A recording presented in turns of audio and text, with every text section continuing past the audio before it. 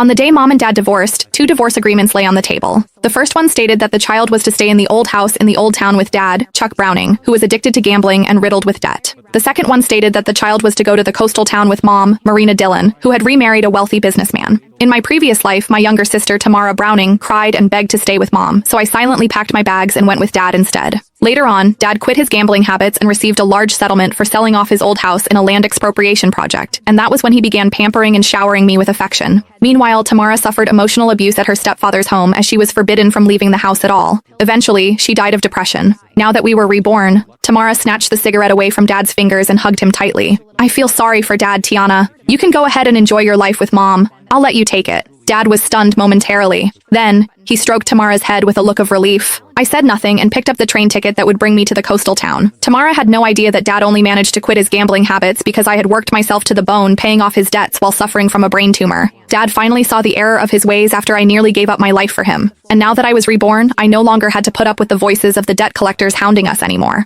All I wanted was just a good night's sleep. I picked up my worn-out suitcase. Get out of here. Go look for your gold digger of a mother instead, Dad said, waving his hand dismissively at me like I was just an annoying fly. Tamara hid behind him and made a face at me. She mouthed, "Don't come begging me for money the next time you see me." I smiled and said nothing. Instead, I turned around and walked out into the rain, flinching at the cold. I could feel the chill seeping into my bones. It wouldn't make much of a difference wherever I went anyway. I just wanted someplace quiet to spend the last of my days, getting through everything. At least I no longer needed to hear the debt collectors hounding at the door or put up with the horrible stench of cigarettes anymore. Mom's black Mercedes was parked at the entrance to an alleyway. The car windows rolled down, revealing Mom's youthful, well-maintained face. She frowned as she stared at my drenched body, a look of disgust in her eyes. "How did you end up like this? Hurry up and get it. And make sure not to dirty the interior of the car." I opened the backseat door and was just about to enter when she said, "Throw that suitcase into the back." She pointed at my suitcase and said, "That's so filthy. I don't even know what germs it's covered in." I hesitated for a moment. However, I still did as she said and put the suitcase in the trunk of the car. When I finally got back inside the car, I did my best to stay in a corner and take up as little space as possible, not daring to touch the leather seats. The air conditioning in the car had been turned on, but I still felt very cold. "Make sure you behave yourself when we reach that place, Tiana," Mom said, looking at me in the rearview mirror while driving.